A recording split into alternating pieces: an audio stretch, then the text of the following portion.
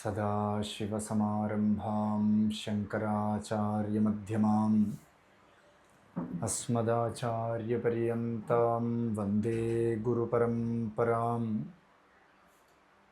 സകലനിഗമഗീതാം ബ്രഹ്മവിദ്യാം വിശുദ്ധാം നിജഗുരുരമണീഷ്ടാം ശങ്കരാചാര്യകുഷ്ഠാം ദദതി കരുണയായേ പ്രൗഢഗംഭീരവാച രമണചരണതീർത്ഥാൻ ദേശികാന്താൻ നമാമഃ. ഹൃദയകുഹരമധ്യേ കേവലം ബ്രഹ്മമാത്രം ഹ്യഹമഹമിതി സാക്ഷാദാത്മരൂപേണ ഭാതി. ഹൃദി വിഷമനസാ സ്വം ചിന്വദാമജ്ജദാവാം പവനചലനരോധാദാത്മനിഷ്ഠോ ഭവത്വം. ശാരദാ ശാരദാംബോജവദനാവദനാംബുജേ സർവദാ സർവദാസ്മാകം സന്നിധിം സന്നിധിം ക്രിയാത്.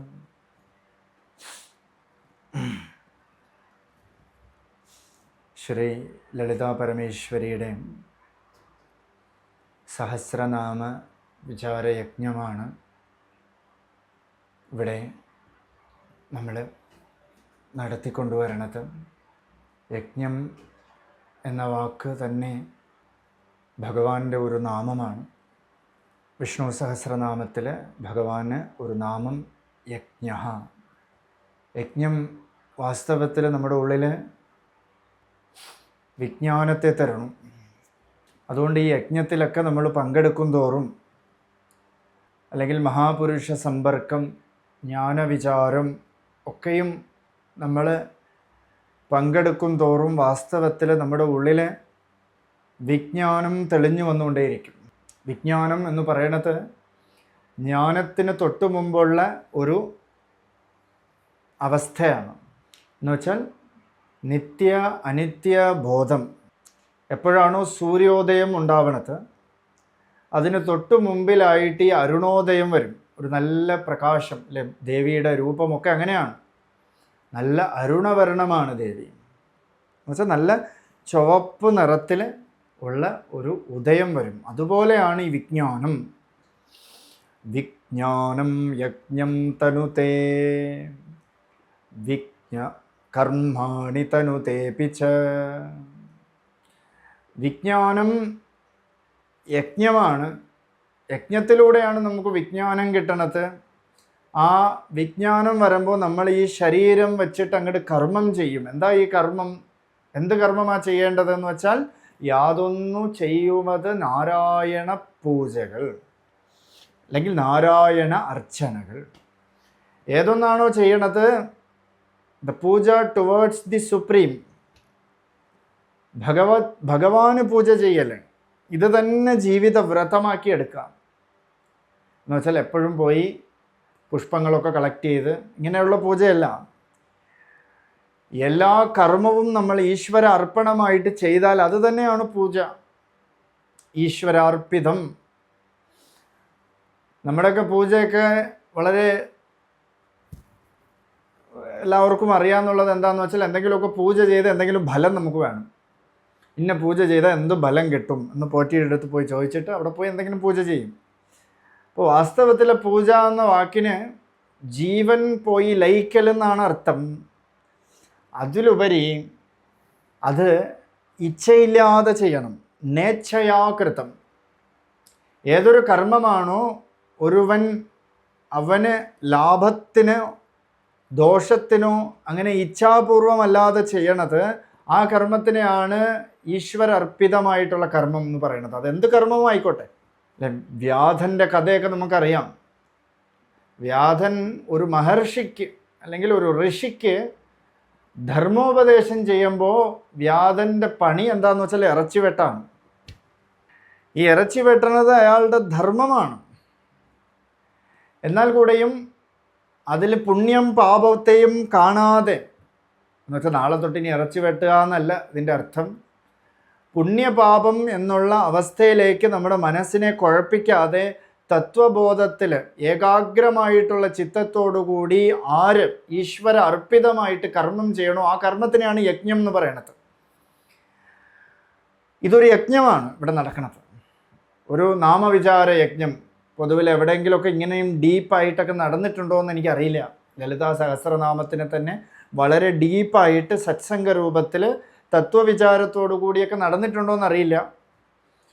വളരെ ഗുഹ്യമായ വിഷയങ്ങളാണിതെല്ലാം കൂടുതലും. അതിനെ നമ്മൾ സരളമായി ഭഗവാൻ രമണ മഹർഷിയുടെ ടീച്ചിങ്ങുമായിട്ട് കണക്ട് ചെയ്ത് പരമോന്നതമായിട്ടുള്ള ലാഭത്തെ ഇച്ഛിച്ചുകൊണ്ട് ചെയ്യണതാണിത്. അപ്പോൾ ഇതൊരു യജ്ഞമാണ്. ഈ യജ്ഞത്തിൽ നമ്മൾ വിജ്ഞാനം വന്ന് വിജ്ഞാനത്തിലൂടെ നമ്മൾ ആനന്ദമാകുന്ന ആ അൾട്ടിമേറ്റ് ഫ്രൂട്ട് റിസൾട്ട് നമുക്ക് കിട്ടണം. പക്ഷെ അത് കിട്ടണം എന്നുള്ളൊരു ഭാവത്തിലും നമ്മൾ വരാൻ പാടില്ല. എങ്കിലും അവിടെ എന്താ ഇച്ഛ വന്നു കഴിഞ്ഞു. നമ്മൾ യജ്ഞത്തിൽ ഭാവവാക്കുകളാകുക, ഭാവുകങ്ങൾ നേർന്നുകൊണ്ട് നമ്മൾ ഇതെല്ലാം പറയുമ്പോഴേ ഇതിനെ ഉള്ളിലേക്ക് ഹൃദയത്തിൽ നമ്മൾ അതിനെ എടുക്കണം. അപ്പോൾ ഓരോ നാമം നമ്മൾ വളരെയധികം സ്പഷ്ടമായിട്ടുള്ള വിചാരത്തിലാണ് പോയിക്കൊണ്ടിരിക്കുന്നത്. അടുത്ത നാമം 59ാമത്തെ നാമം മഹാപത്മാടവീ സംസ്ഥ. മഹാ എന്ന് പറഞ്ഞാൽ മഹത്തായത്, പത്മ എന്ന വാക്കിന് താമര എന്ന് ഒരു ബാഹ്യ അർത്ഥം. അടവി എന്ന് വെച്ചാൽ വനം. സംസ്ഥ സമ്പൂർണമായിട്ട് സമ്യക്കായിട്ട് സ്ഥിതി ചെയ്യണവൾ എന്നർത്ഥം. ഇതാണ് ഒരു നാമം, മഹാപത്മാടവീ സംസ്ഥ. അതിൻ്റെ വാച്യാർത്ഥം എന്ന് പറഞ്ഞാൽ വലിയ മഹത്തായ ഒരു പത്മത്തിൻ്റെ ഉള്ളിൽ, അല്ലെങ്കിൽ പത്മമാകുന്ന കാടിനുള്ളിൽ വസിക്കണവൾ എന്നർത്ഥം. അതിൻ്റെ സെൻറ്ററിൽ വസിക്കണവൾ എന്നർത്ഥം. ഇവിടെ ആദ്യമായിട്ട് താമരയിലിരിക്കണവൾ എന്ന് നമ്മൾ കാണുന്നത് ആരെയാന്ന് വെച്ചാൽ ബ്രഹ്മാവ്. ഈ ബ്രഹ്മാവ് താമരയുടെ ഉള്ളിലിരിക്കുന്നു, സർവസൃഷ്ടിയും ചെയ്യുന്നു അല്ലേ. അപ്പോൾ ഇത് സഹസ്രദള പത്മത്തിൻ്റെ ഉള്ളിലിരിക്കണവൾ എന്നൊരർത്ഥം. ഇപ്പോൾ നമ്മൾ പൂജയൊക്കെ ചെയ്യുമ്പോൾ എല്ലാവരും ആദ്യം ഈ പത്മം ഇടുക എന്നാണ് പറയുന്നത്. എന്നുവെച്ചാൽ പത്മം എന്ന് പറഞ്ഞാൽ ഇരിപ്പിടം എന്നർത്ഥം. ഈ ദേവിയെ ഇരുത്താനുള്ള ഇരിപ്പിടമാണ് ഈ പത്മം. ഇത് മഹാപത്മം. ആ മഹാപത്മം അതിൻ്റെ സൂക്ഷ്മ അർത്ഥം എന്താണെന്ന് വെച്ചാൽ നമ്മുടെ ഹൃദയമാണ് മഹാപത്മം എന്ന് പറയുന്നത്. ഹൃത്പത്മം എന്നർത്ഥം. പല ഗ്രന്ഥങ്ങളിലും ആചാര്യസ്വാമികളൊക്കെ പറയണത് അങ്ങനെയാണ്, ഭഗവാൻ എൻ്റെ ഹൃദയമാകുന്ന പത്മത്തിലിരിക്കുക എന്നാണ്. ശിവാനന്ദ ലഹരിയിലൊക്കെ പറയുന്നുണ്ട്, വളരെ വ്യക്തമായിട്ട് പറയുന്നുണ്ട്, ഹൃദയമാകുന്ന പത്മത്തിലിരിക്കണ ഭഗവാനെ ഒന്ന് അറിഞ്ഞാൽ, എന്ന് വെച്ചാൽ എൻ്റെ ഹൃദയത്തെ തന്നെ അറിഞ്ഞാൽ വളരെയധികം ക്ഷേമമാണ്. അപ്പോൾ ആ ഹൃദയപത്മത്തിൽ സ്ഥിതി ചെയ്യണവൾ എന്നർത്ഥം. ഏറ്റവും വലിയ പത്മം എന്ന് വെച്ചാൽ നമ്മൾ തന്നെയാണ്. കാരണം വേറെ എത്ര വലിയ പത്മത്തിൻ്റെ കാടുകൾ കാണണമെങ്കിലും കാണണവൻ വേണം. ഭഗവാൻ രമണ മഹർഷി തന്നെ ആ മലയെ കണ്ടതും അചലമാ കണ്ടേൻ എന്ന് പറയും. കണ്ടപ്പോൾ തന്നെ ഉള്ളിൽ ആ അചലത്വം ഉണ്ടായി, അല്ലെങ്കിൽ വെളിയിലൊരു പൊരുള് അചലതത്വത്തെ കാണിച്ചു തന്നു. ഇത് പറഞ്ഞ ഭഗവാൻ തൊട്ടടുത്ത വരിയിൽ പറയാണ്, കണ്ടവൻ യവനനെ കരുത്തുനുൾ നാട് കണ്ടവൻ ഇൻറിട നിன்றது കണ്ടേൻ. കണ്ടത് ആര് എന്ന് ഉള്ളിൽ ആരാഞ്ഞു നോക്കിയപ്പോൾ കണ്ടവൻ ഇൻറിട നിன்றது കണ്ടത്. കണ്ടവൻ ഇല്ലാതായി. അവിടെ കാണപ്പെട്ട പൊരുളും കണ്ടവനും അറിഞ്ഞതും ഒക്കെ ഒരേ ഒരു പൊരുളായിട്ട് മാറി. അപ്പോൾ ആ ഒരു പൊരുളായിട്ടിരിക്കണവൾ, അല്ലെങ്കിൽ ആ പൊരുളിൽ തന്നെ ഇരിക്കണവൾ എന്നർത്ഥം. ഹൃത്പത്മത്തിൽ ഇരിക്കണവൾ എന്നർത്ഥം. അതാണ് മഹാപത്മാടവീ സംസ്ഥ. വലിയൊരു പത്മത്തിൻ്റെ ഉള്ളിലിരിക്കണം അല്ലെ. എത്ര വലിയ പത്മം കളമൊക്കെ ഇട്ടാലും ഉള്ളിലിരിക്കണ, ഹൃദയത്തിലിരിക്കണ ഭഗവതീ തത്വത്തെയാണ് നമ്മൾ ആ കളത്തിലേക്കൊക്കെ ആവാഹിക്കണത് അല്ലേ. അപ്പോൾ എത്ര വലിയ കളം നമ്മുടെ മുന്നിൽ ഉണ്ടെങ്കിലും ഉള്ളിൽ ആ ചൈതന്യമാണ് വെളിയിലേക്ക് കൊടുക്കുന്നത്. അപ്പോൾ ഭക്തി എന്ന് പറയുന്നത് നമ്മുടെ ഉള്ളിലാണ് ഇരിക്കുന്നത്. ആ പ്രിയം നമ്മുടെ ഉള്ളിലാണ് ഇരിക്കുന്നത്. വേദമേ പറയണത് തസ്യ പ്രിയമേവ ശിരഃ മോദോ ദക്ഷിണഃ പക്ഷഃ പ്രമോദ ഉത്തരഃ പക്ഷഃ ആനന്ദ ആത്മാ. പ്രിയം എന്ന് പറയണത് നമ്മുടെ ഉള്ളിലാണ് ഇരിക്കുന്നത്, ആത്മാവിൻ്റെ തന്നെ സ്വരൂപമാണ്. ആ പ്രിയത്തെ നമ്മൾ സങ്കല്പിക്കണു ഒരു പൊരുളിലൊക്കെ, അല്ലെ, എത്ര വലിയ കാടാണെങ്കിലും ഒക്കെ. അപ്പോൾ ഇതിലേക്ക് നമ്മൾ സങ്കല്പിക്കലാണ്. ഒരു സിദ്ധൻ പാടിയിരിക്കുന്നത്, ഒരു വലിയൊരു കല്ലിനെ മുറിച്ച് അതിൻ്റെ പകുതി ഭാഗത്ത് വിഗ്രഹമാക്കി ശ്രീകോവിലിൽ പ്രതിഷ്ഠിച്ചിട്ട് അതിൻ്റെ ബാക്കി പകുതി കല്ലിനെ എടുത്ത് നടയിലെ പടിയാക്കി വെച്ചു. ഈ രണ്ട് കല്ലുകൾ തമ്മിലുള്ള സംവാദമാണ്. ഒരു കല്ലിനെ ഈശ്വരൻ എന്ന് കണ്ട് നമ്മൾ ഭക്തിയോടുകൂടി ആദരവോടുകൂടി നമസ്കരിച്ചും തൊഴുതും ഒക്കെ ഇരിക്കണു. എങ്ങനെ ഇരിക്കണം എന്ന് വെച്ചാൽ, അതേ കല്ല്, സെയിം കല്ലിനെയാണ് പടിയാക്കി വെച്ചിരിക്കുന്നത്. ആ പടിയിൽ ചവിട്ടിക്കൊണ്ടാണ് ഈ കല്ലിലോട്ട് നമ്മൾ ഭക്തി ചെയ്യണത്. അപ്പോൾ ഭക്തി എന്ന് പറയണത് ഉള്ളിൽ ഇരിക്കണ ആ സങ്കല്പമാണ്. അപ്പോൾ ആ സങ്കല്പമാണ് വെളിയിൽ നമുക്ക് കൊടുക്കാൻ പറ്റണത്. അതുകൊണ്ട് മഹാപത്മം എന്ന് പറയണത് തൻ്റെ ഉള്ളിലിരിക്കണ ആ ചൈതന്യമാണ് എന്ന് ഒരു തത്വവിചാരം. അടുത്ത 60ാമത്തെ നാമം കദംബവനവാസിനി.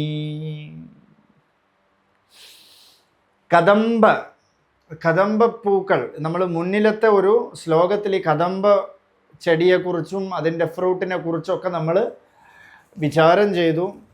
കദംബമഞ്ചരി ക്ലിപ്ത കർണപൂര മനോഹര. മനോഹരമായിട്ടുള്ള കദംബ പുഷ്പങ്ങളെ അല്ലെങ്കിൽ കദംബപ്പൂ കൊലയെ കാതിൽ വച്ചിരിക്കണവെന്ന് ഒരു അർത്ഥം നമ്മൾ കണ്ടു. ഇത് കദംബവനവാസിനി എന്ന് വെച്ചാൽ കദംബ വനങ്ങൾ നിറഞ്ഞതായിട്ടിരിക്കണ അവിടെ വസിക്കണവൾ എന്നർത്ഥം. കദംബ ചെടിയുടെ ഉള്ളിൽ വസിക്കണവൾ എന്നൊരർത്ഥം. ഇത് വളരെയധികം അർത്ഥവത്തായിട്ടൊന്നാണ്. ഇത് ഗുരുമുഖത്തിൽ നിന്നൊക്കെ കേൾക്കേണ്ടതാണ്. ഇതിൽ മന്ത്രിണീ ദേവിയുടെ 16 നാമങ്ങളിൽ ഒരു നാമം, ഷോഡശ നാമത്തിൽ ഒരു നാമമാണ് ഈ കദംബവനവാസിനി എന്ന് പറയണത്. എന്ന് പറഞ്ഞാൽ വളരെയധികം ഇതിൽ കദംബ ചെടി ഇത് കണ്ടാൽ അറിയാം, മൊത്തം ഇങ്ങനെ മുള്ളു പോലെ ഇരിക്കും അത്രയും. അപ്പോൾ തൊട്ടാ പൊള്ളണതാണ്, തൊട്ടാ അത് വേദനിക്കും. അതുകൊണ്ട് വളരെ കെയർഫുള്ളായിട്ട് ശ്രദ്ധാപൂർവം നമ്മൾ പോകേണ്ടതാണ് ഈ പാതയിലൂടെ എന്നൊരു സൂചനയാണ് ഈ കദംബവനവാസിനി ദേവി. കദംബങ്ങൾ നിറഞ്ഞ വനത്തിൽ വസിക്കണവൾ എന്നൊരർത്ഥം. 61ാമത്തെ നാമം സുധാസാഗരമധ്യസ്ഥ. സുധാ എന്ന് വച്ചാൽ തേൻ ഒരു സാമാന്യ അർത്ഥം, അമൃതം എന്നർത്ഥം. സാഗര എന്ന് വെച്ചാൽ സമുദ്രം, മധ്യസ്ഥ, ആ സാഗരത്തിൻ്റെ മധ്യത്തിൽ സ്ഥിതി ചെയ്യണവൾ എന്നർത്ഥം. ഇത് ശ്രീചക്രത്തിൻ്റെ ബൈന്ദവസ്ഥാനം എന്ന് പറയുന്നുണ്ട്. സുധാസാഗരം എന്ന് പറയുന്നുണ്ട്. അമൃതത്വമാണ് ശ്രീചക്രത്തിൻ്റെ സെൻറ്ററിലുള്ളത്. ഇപ്പോൾ ചക്രോപാസനയൊക്കെ ചെയ്യണവർ ഒരു ബിന്ദു മാത്രത്തിൽ മാത്രം കോൺസെൻട്രേറ്റഡ് ചെയ്തിട്ടാണ് ഈ ധ്യാനം ഒക്കെ ചെയ്യണത്, വിദ്യാ ഉപാസനയൊക്കെ. അപ്പോൾ ഒരു ബിന്ദുവിൽ മാത്രം, ബിന്ദു തർപ്പണ സന്തുഷ്ട. തർപ്പണം എന്ന് പറഞ്ഞാൽ തൃപ്തി, ഒരു ബിന്ദുവിൽ പോയി തൃപ്തി അടയൽ, വലിയ അർത്ഥമാണ് അതിന്.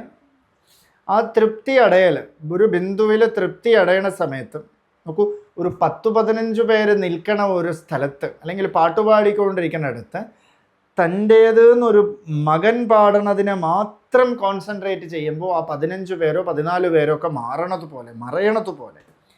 അപ്പോൾ ഒന്നിനെയും നമുക്ക് തള്ളിക്കളയേണ്ട ആവശ്യമേ ഇല്ല. നമ്മൾ ഈ വേദാന്ത വിചാരവും ഒക്കെ കേട്ടിട്ട് കർമ്മണാന പ്രജയാതനേന ത്യാഗേനയ്യേ അമൃതത്വമാനശു, ഈ ത്യാഗത്തെ നമ്മൾ ചെയ്യാൻ നോക്കും. We all are concentrated in doing that tyaga. ഈ ത്യാഗത്തെ, വലിയൊരു റിനൗൺസേഷനെ നമ്മൾ പ്രാക്ടീസ് ചെയ്ത് നോക്കും. പക്ഷെ വാസ്തവത്തിൽ അത് നടക്കേയില്ല. വാസ്തവത്തിൽ ആ റിനൗൺസേഷൻ നടക്കേയില്ല. കാരണം അത് നടത്തിക്കൊണ്ടിരിക്കുമ്പോഴും ഞാൻ തള്ളിക്കളയണു എന്നുള്ളൊരു ഭാവം അവിടെ വരും. അപ്പോൾ അത് വലിയൊരു കുഴപ്പമാണ്. തള്ളിക്കളഞ്ഞാലും ചിലതൊന്നും പോവേയില്ല. ഇത് ഒരു മാർഗം, അധ്യാരോപം എന്നൊരു മാർഗമാണ്. എന്ന് വെച്ചാൽ ഒരു ബിന്ദുവിലെ മാത്രം നമ്മൾ തൻ്റെ പരമാത്മാവാണ് അല്ലെങ്കിൽ തൻ്റെ ഈശ്വരനാണ് എന്നുള്ളൊരു ഭാവത്തിൽ നമ്മൾ ഒരു ബിന്ദുവിനെ മാത്രം ആശ്രയിക്കൽ, അല്ലെങ്കിൽ ഒരേ ഒരു ലക്ഷ്യത്തോടു കൂടി മാത്രം ഇരിക്കണവൻ അവൻ മറ്റു പലതിനെയും കാണാതിരിക്കണം, മറ്റു പലതും വിട്ടുപോകണം. അപ്പോൾ കോൺസെൻട്രേഷൻ ടുവേർഡ്സ് ദി സെൽഫ്, അതാണ് സുധാസാഗര മധ്യസ്ഥ. എവിടെയാണ് ആനന്ദം ഇരിക്കണത്? ആനന്ദം ബ്രഹ്മത്തിൻ്റെ സ്വരൂപമാണ്, ആത്മാവിൻ്റെ സ്വരൂപമാണെന്ന് വേദം പറയണം. ആനന്ദോ ബ്രഹ്മേ ദിവ്യജാനാത്, ആനന്ദമാണ് ബ്രഹ്മം. അപ്പോൾ ആ ആനന്ദക്കടൽ, അമൃതക്കടൽ, തേൻ, ആ തേൻ ഊറി നിൽക്കണ ആ കടലിൻ്റെ മധ്യത്തിലിരിക്കണവൾ എന്നർത്ഥം. എന്ന് വെച്ചാൽ ആ കടലിൽ ബിന്ദുമാത്രമായിട്ടിരിക്കണവൾ, ഭൈന്ദവ സ്ഥാനത്തിലിരിക്കണത്. ഇതിൻ്റെ അപ്പുറത്തുള്ള വ്യാഖ്യാനങ്ങളൊക്കെ ഗുരുമുഖത്തിൽ നിന്നൊക്കെ നമ്മൾ നേടേണ്ടതാണ്. ഈ ലളിതാ സഹസ്രനാമമൊക്കെ ആരും അങ്ങനെ വ്യാഖ്യാനം ചെയ്യാത്തതിൻ്റെ കാരണം പോലും ഇത് വളരെയധികം രഹസ്യമായതാണ്. ഇത് പറഞ്ഞാൽ മനസ്സിലാവാത്തതാണ്. ഒന്ന് അനുഭവമണ്ഡലമാണ്, പിന്നൊന്ന് ഇത് ഗുരുമുഖത്തിൽ നിന്നും ഒക്കെ ഗ്രഹിച്ച് പാഠ്യപദ്ധതിയായിട്ട് ആചരണപൂർവം കേൾക്കേണ്ടതൊക്കെയാണ്. അതുകൊണ്ട് തന്നെ പലർക്കും ഇതൊക്കെ കേട്ടൊക്കെ ഒരു രസം വരും, പിന്നെ അങ്ങോട്ടും ഇതായി പോകും. എന്നാന്ന് വെച്ചാൽ ഒന്നും മനസ്സിലാവില്ല. കാരണം എന്താണെന്ന് വെച്ചാൽ ഇത് രഹസ്യമാണ്. എത്ര പറഞ്ഞാലും മനസ്സിലാകാത്തത് ന വാക് ഗച്ഛതി നോ മനോ ന വിദ്മോ ന വിജാനീമോ എന്നാണ് ഉപനിഷത്തെ പറയണത്.